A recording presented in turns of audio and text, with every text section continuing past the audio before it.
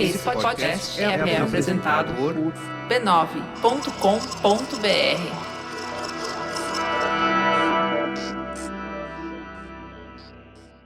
Em 2019, pouco depois do Dia da Consciência Negra, uma notícia aparentemente desinteressante dominou os telejornais do país. Um dos novos nomes publicados no Diário Oficial da União essa semana é o do jornalista Sérgio Nascimento de Camargo.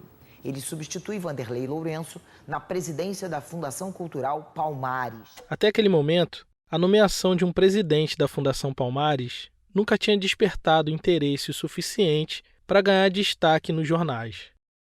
Pouquíssimas pessoas sabiam da existência da Fundação Palmares, na verdade. Mas esse interesse repentino na instituição tinha um motivo. Sérgio de Camargo disse que o movimento precisa ser extinto e que a escravidão foi terrível, mas benéfica para os descendentes. Ganhar visibilidade através do absurdo é uma estratégia que tem funcionado muito bem para figuras públicas da extrema-direita. Foi assim que um deputado federal carreirista de baixo clero virou o nosso presidente. Sérgio Camargo parece ter aprendido bem rápido dessa cartilha e ganhou popularidade nos círculos da extrema-direita, escrevendo barbaridades infundadas sobre questões raciais. Esse talento ímpar para o absurdo garantiu a ele um emprego com vencimentos de R$16 mil por mês, como presidente da Fundação Cultural Palmares. Me lembro que na época achei que essa nomeação era mais uma de muitas cortinas de fumaça usada pelo governo para desviar a nossa atenção de algo realmente importante. Mas eu estava enganado. O governo Bolsonaro, assim como outros governos de extrema-direita pelo mundo, segue uma cartilha rigorosa de controle de narrativa. Sempre que o governo está acuado por algum escândalo político, que pode afetar sua popularidade, Bolsonaro faz uma declaração polêmica, porém vazia e sem efeitos no mundo real, que acaba desviando o olhar de todos do que realmente importa. Quer um exemplo disso? No Carnaval de 2019, em meio às acusações de rachadinha de Flávio Bolsonaro e o sumiço de Queiroz, blocos de carnaval mandaram um recado bem-humorado para o presidente. Temendo que a acusação de peculato de seu filho pudesse manchar a imagem do governo, Bolsonaro soltou um vídeo no Twitter que mostrava dois foliões praticando de forma explícita o Golden Shower. O vídeo foi postado pelo presidente ontem. Um homem faz um gesto pornográfico e outro urina nele. O vídeo pornográfico gerou indignação, virou notícia nos principais jornais do mundo e pautou o noticiário por algumas semanas. E era só mais uma cortina de fumaça. Algo sem impacto relevante no mundo real virou um debate acalorado que desviou nossa atenção do que era importante. Eu pensei que Sérgio Camargo fosse mais uma cortina de fumaça dessas. Uma das boas, inclusive. Um homem negro que diminui a luta dos negros como presidente de uma fundação que tem a missão de lutar pelos negros. Eu pensei que tudo isso não passasse de uma polêmica vazia, dessas que não tem nenhum efeito prático no mundo real. Eu pensei que a melhor coisa era ignorar o discurso desse cara, que ele só queria tirar a nossa atenção do que realmente importa. Mas eu estava enganado.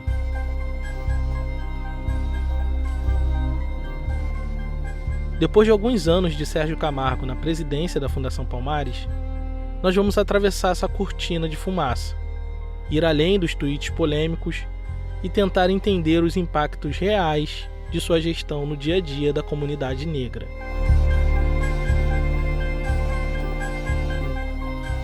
Meu nome é Thiago André e esse aqui é o História Preta. Você está ouvindo a série A Fundação. Episódio 1, um absurdo inofensivo.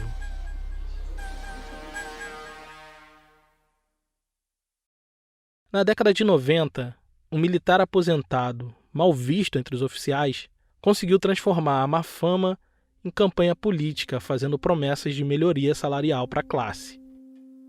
Uma vez eleito, escondido sob a proteção da imunidade parlamentar, conseguiu estourar a bolha dos militares, botando em palavras os absurdos que se passavam na sua cabeça.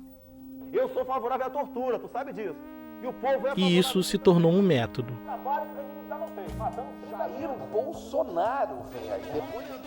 Um método muito Chega a eficaz. informação de que Jair Bolsonaro está eleito presidente da República. Apesar da longa lista de absurdos que o presidente eleito Jair Bolsonaro tinha dito no passado, muitos dos seus eleitores não acreditavam que ele pudesse, de fato, pôr em prática o que ele havia prometido.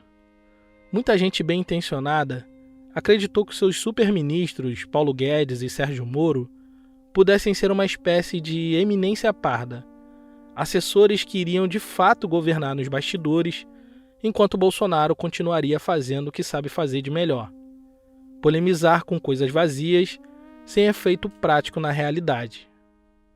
Mas não foi bem isso que aconteceu. São pessoas à espera de ossos de carne para matar a fome. Bom, a alta no preço dos alimentos pesa no bolso do trabalhador que... Com uma mistura terrível de inabilidade e ingerência, vimos a vida dos brasileiros piorar e muito nos últimos anos. E o Brasil tem a 4ª maior taxa de desemprego do mundo. Prepare o bolso, vem mais aumento de combustíveis por aí. E do nada, a gente se deu conta que ele tinha um projeto bem claro de destruição.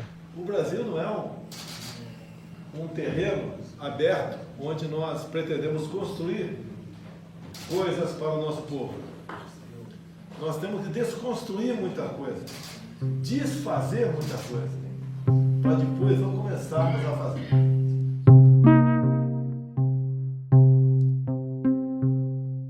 Esse projeto atacou muitas frentes e chegou à Fundação Cultural Palmares de maneira sorrateira, através de desmontes gradativos de sua cadeia institucional.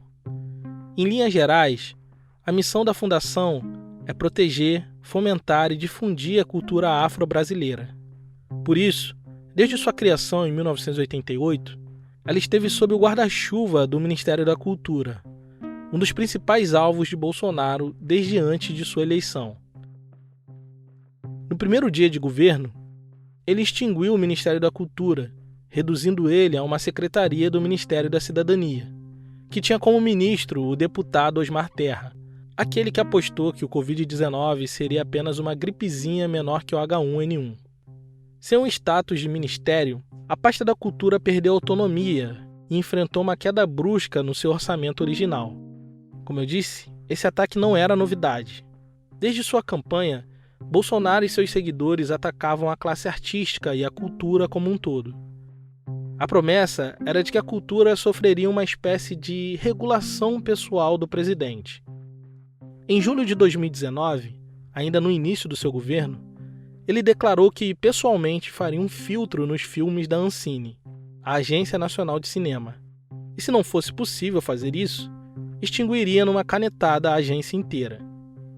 A verdade é que o controle da cultura por parte do governo é uma importante estratégia do bolsonarismo para asfixiar as manifestações artísticas contrárias às suas ideias e difundir o moralismo conservador da extrema-direita.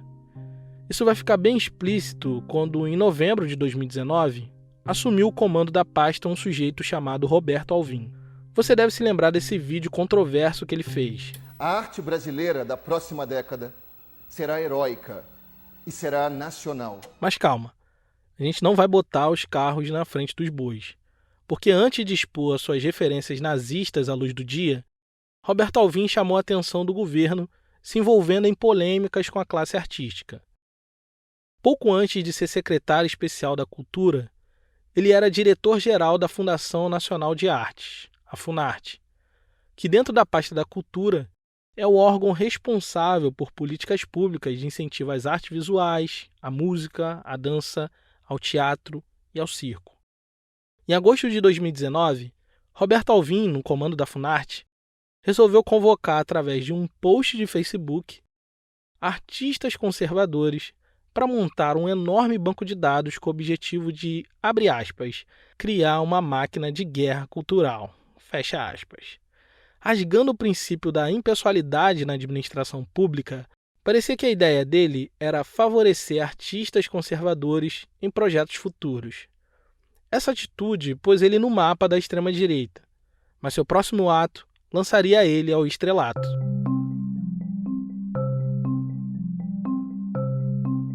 Um mês depois, num texto visceral nas redes sociais, ele chamou Fernanda Montenegro de sórdida, mas não foi sem motivos. Vestida de bruxa, amarrada sobre uma pilha de livros prestes a queimar, Fernanda Montenegro foi capa da revista 451 e fez duras críticas ao governo Bolsonaro e à condução da pasta da cultura. Alvim achou tudo aquilo um absurdo e escreveu um texto bem longo para defender a honra do presidente da República.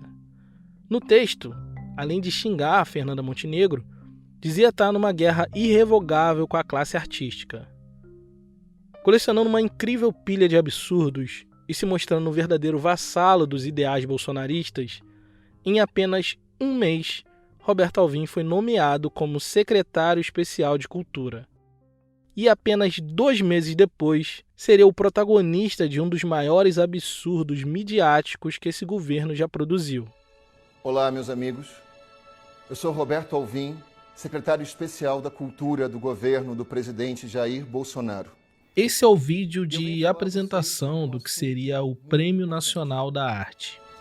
Quando eu assumi esse cargo, em novembro de 2019, o presidente me fez um pedido. A composição de cena do vídeo tem referências peculiares.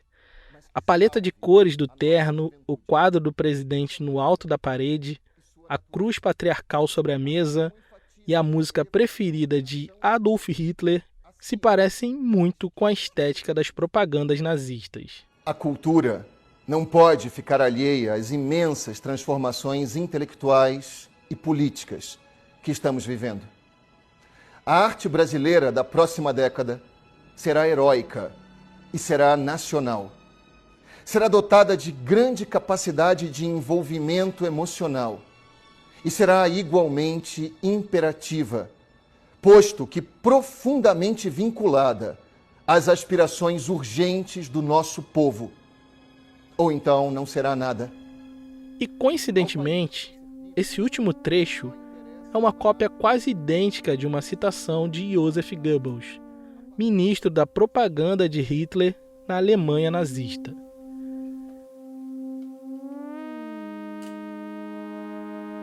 Esse cara, que aparentemente flertava com ideologias nazistas à luz do dia, seria o responsável constitucional por escolher um presidente para a Fundação Cultural Palmares. Nas mãos dele estava a decisão de nomear alguém para liderar uma das instituições de governo mais importantes para a população negra do Brasil. E para esse cargo, ele escolheu Sérgio Camargo. Mas sobre isso, ouviremos quando voltarmos. 2022 começou com uma ótima novidade. Eu estou deixando o meu trabalho que pagava os boletos para me dedicar exclusivamente à História Preta. Isso significa que nós vamos ter um aumento considerável na qualidade do conteúdo e talvez uma presença em outras plataformas além do áudio. Isso só foi possível graças à generosidade de nossos apoiadores. Considere nos apoiar também em apoia.se/História Preta. A partir de R$10 você recebe uma newsletter com conteúdo extra a cada episódio, além de acesso ao grupo secreto e descontos exclusivos na nossa loja, apoia.se/História Preta.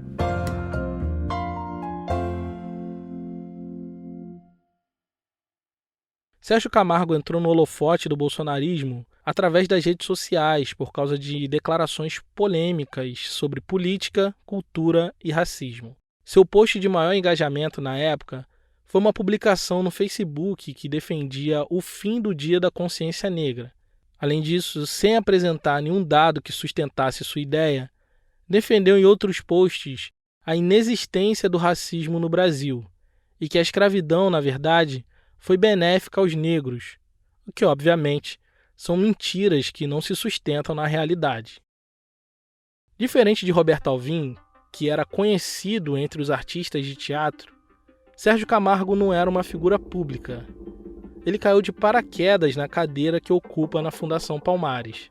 Na verdade, ele é jornalista de formação, trabalhou como assessor de imprensa e circulou por redações de veículos tradicionais como a CBN, Rádio Eldorado, Folha de São Paulo e Estadão.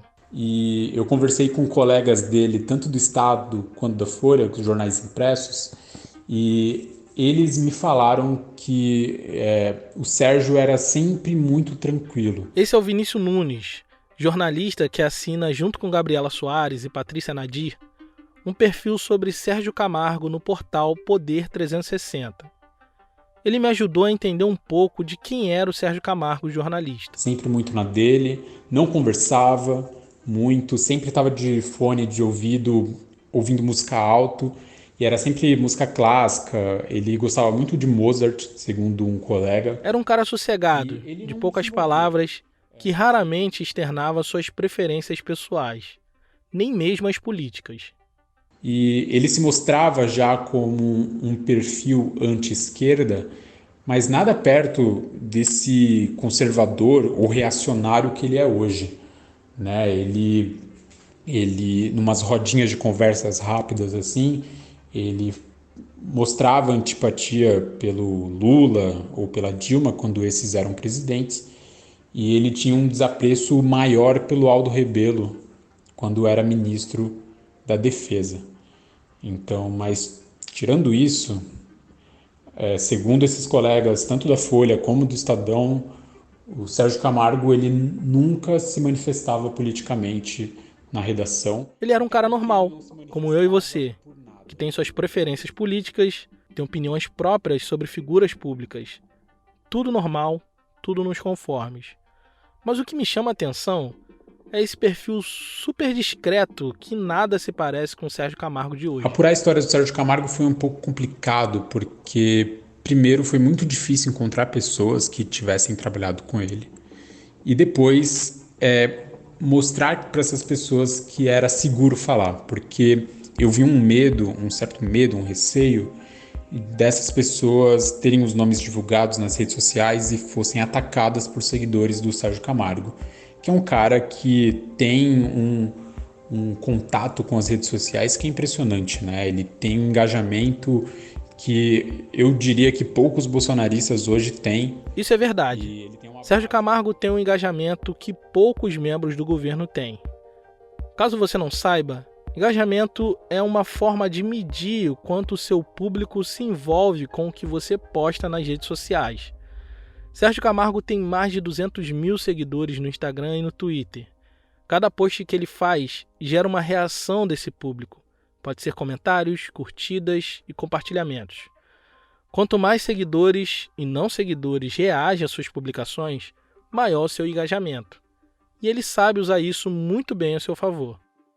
Enquanto eu estava revisando esse roteiro aqui, saiu uma notícia na Folha de São Paulo que dizia que Sérgio Camargo pretendia mudar o nome da Fundação Palmares para Fundação Princesa Isabel ou qualquer coisa do tipo.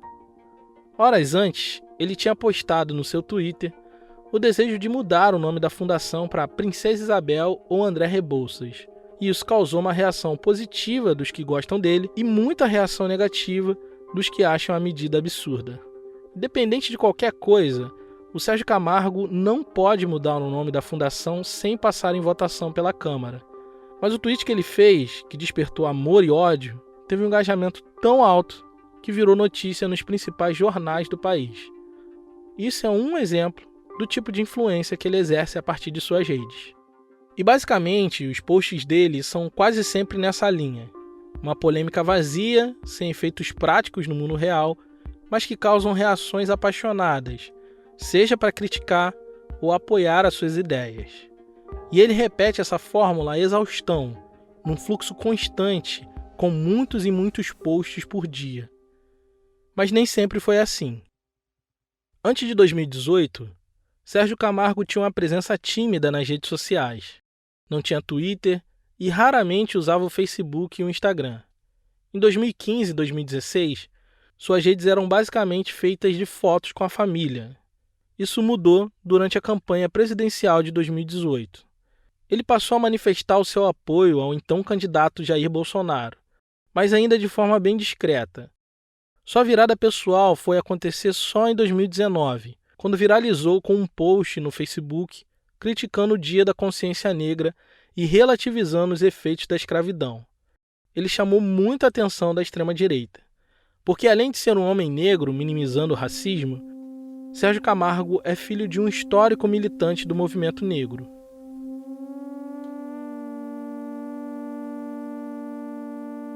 Oswaldo de Camargo é poeta, escritor e jornalista. E assim como seu filho, trabalhou no Estadão, mas nos anos 50, numa época onde pouquíssimos negros ocupavam aqueles espaços. Proeminente militante do movimento negro, a escrita de Oswaldo de Camargo é impregnada de denúncia ao racismo do Brasil e exaltação da nossa herança cultural africana.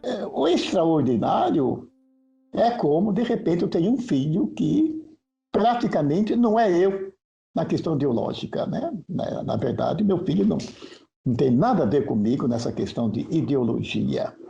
Eu sou um homem, como acabei de mostrar agora, ultra interessado pela história do negro. Assim que seu filho assumiu a presidência da Fundação Palmares, Oswaldo foi procurado pela imprensa para falar sobre a questão.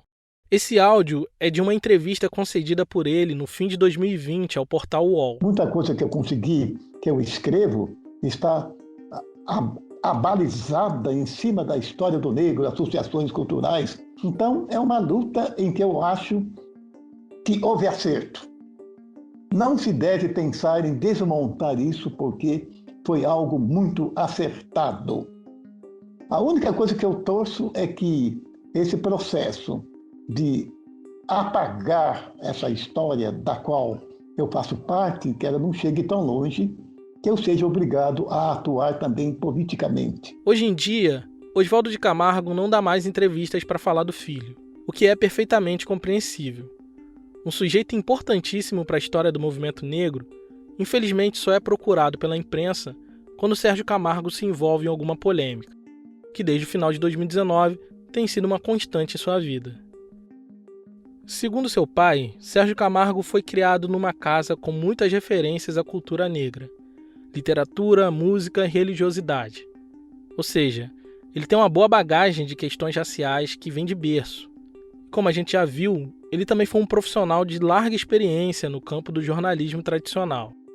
Ele sabe muito bem sobre informação, desinformação e todos os cuidados necessários para circular uma mensagem. Então, quando publicou as mentiras sobre escravidão e racismo no Brasil, ele sabia bem os botões que estava apertando e que tipo de pessoa ele chamaria atenção. Como um apito de cachorro, seus posts chamaram a atenção de um tipo muito específico de pessoa na extrema-direita bolsonarista. Um deles era Roberto Alvim.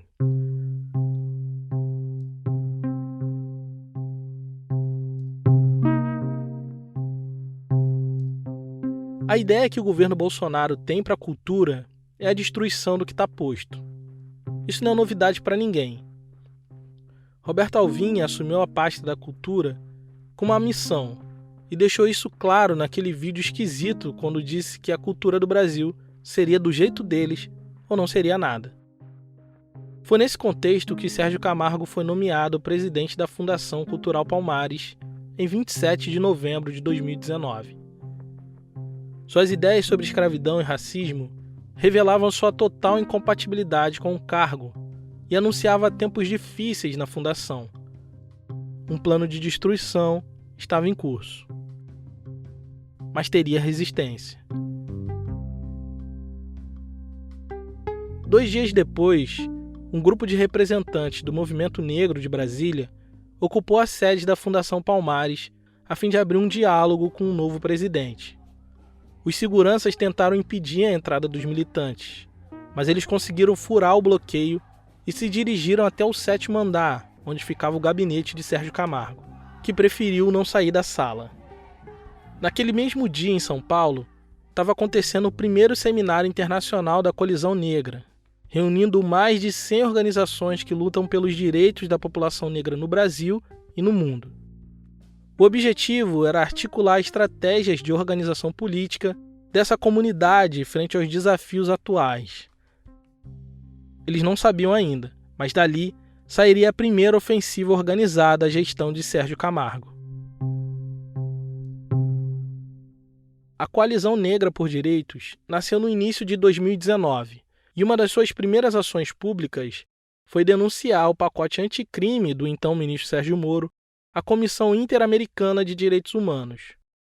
O ponto mais criticado por especialistas em segurança pública era o excludente de licitude para policiais, que daria a eles uma espécie de licença para matar sem ser julgado por isso.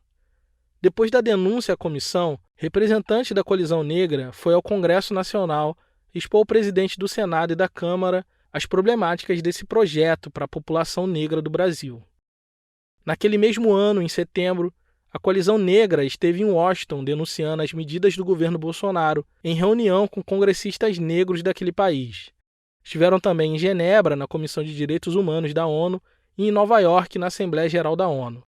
Os movimentos negros estavam na ofensiva contra os projetos de destruição do governo Bolsonaro, e a resposta do governo foi a nomeação de Sérgio Camargo para a Fundação Palmares, e ele faria de tudo para dar o troco.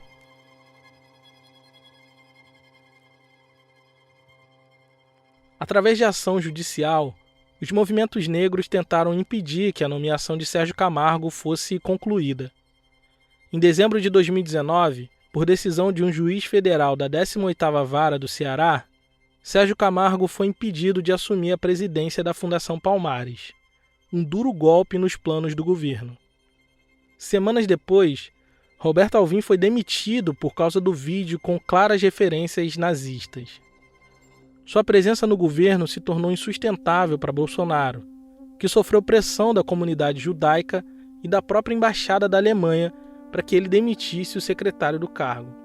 Com Roberto Alvim fora do baralho e uma decisão judicial impedindo a sua nomeação, era só uma questão de tempo para que Sérgio Camargo fosse esquecido pela história.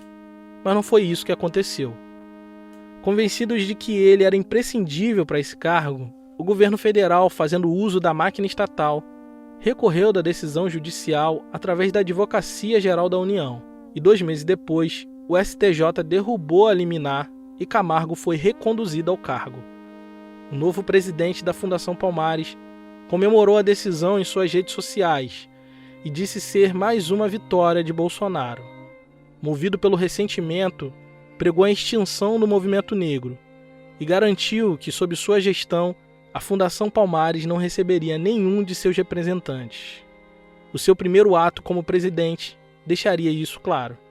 Em março de 2020, Sérgio Camargo demitiu 4 diretores por telefone e extinguiu 7 órgãos colegiados da Fundação, passando a concentrar o poder de decisões que antes eram tomadas de maneira conjunta. Correndo perigo eminente, comunidades quilombolas se reuniram para uma possível ação judicial. Uma das tarefas mais importantes da Fundação Palmares é certificar comunidades quilombolas. Isso se traduz em direito legal à terra, políticas públicas e proteção constitucional de milhares de famílias negras vivendo no campo. Com essa nova configuração administrativa da Fundação, mais de 5.000 comunidades quilombolas estavam agora em perigo. Sérgio Camargo, o falador das redes, polêmico e aparentemente inofensivo, se tornou uma séria ameaça ao legado de Palmares. Mas qual é o real legado da Fundação Cultural Palmares? Qual é o seu real papel para a comunidade negra, sobretudo para as comunidades quilombolas? De onde ela veio e para onde estava indo a Fundação Palmares antes de Sérgio Camargo? É isso que vamos descobrir no próximo episódio de A Fundação. Aqui no História Preta.